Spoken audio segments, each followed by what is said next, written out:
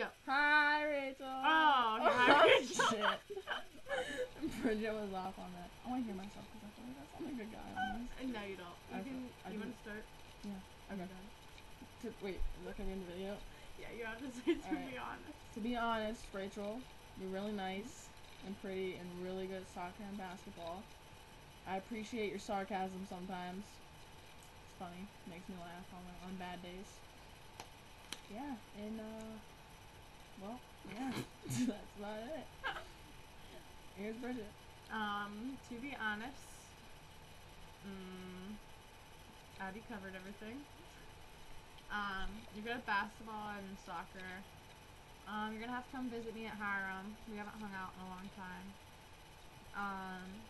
Yeah, we're gonna have to party at Hiram. No, we're not. There's not even gonna be any parties. We're just not partying and just playing basketball. Well, we can drink in my room. That's about it. Don't put that on Facebook. That's okay. It's fine. You pull my hair.